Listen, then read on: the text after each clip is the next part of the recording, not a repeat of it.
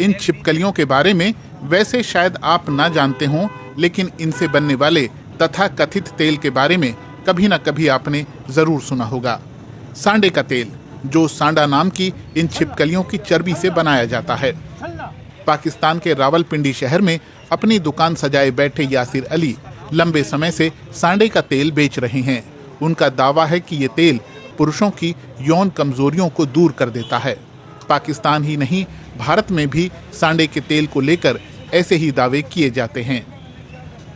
जो भाई कहते हैं ना, मेरी रगों में कमजोरी है, मेरा नफस कमजोर रहता है, शायरी लेट आती है, ये नफस की कमजोरी के लिए सोना है। ये बेताज बादशाह है, समझ गए हो। ये बना ही दर्दों के लिए है और मर्दों के लिए। ये छोटी बड़ी शीशी का फर्क होता है।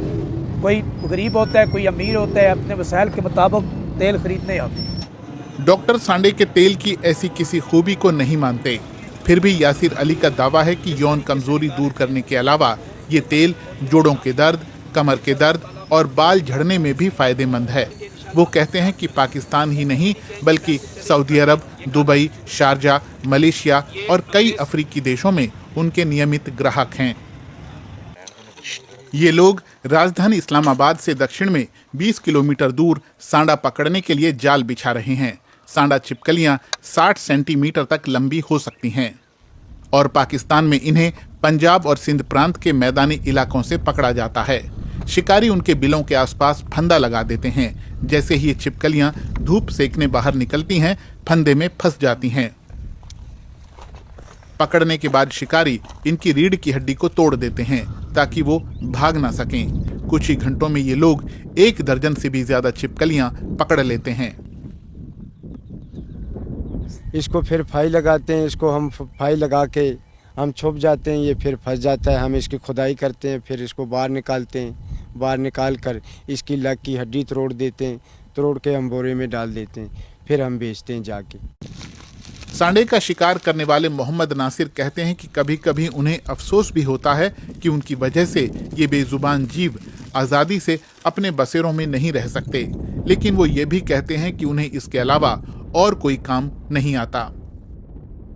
हमारे ना जो दादा परदादा है ना, हमारे जो बड़े हैं वो ये काम करते आ रहे हैं। अब हम उनकी नस्ल हैं तो हमने भी अब यही काम शुरू किया। ये हमारा है ख़ानदानी काम।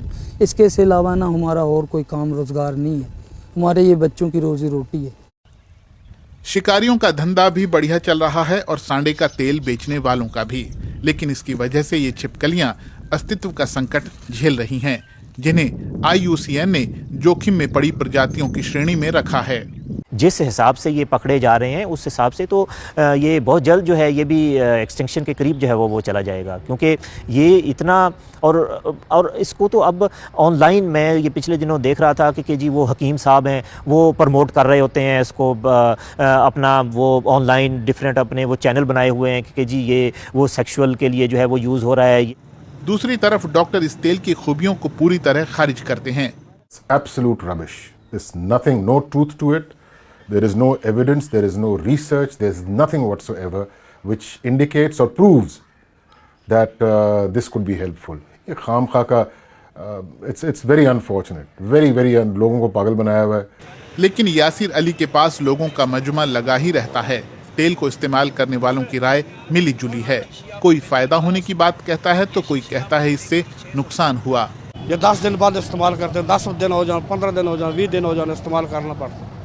कारण रगत शगत कमज़ोर होती है, यस हो जाती है। सही सख्ती इतनी पैदा कर देगा जिस तरह हक होता है बंदे का। कोई जल्दी बीमारी नहीं, अल्लाह सही काम करता है। ये 2 बंदे हमारे उस पर, उनको नुकसान हुआ जब ये उन्होंने लगाया, बगैर पूछे मेरे, बगैर उसके ले आए, उनको दद्दर हो गया जगह जगह पे और सारी एड़ियाँ फट गई उनकी पाँव की। तो इसका रिएक्शन नहीं था और क्या था।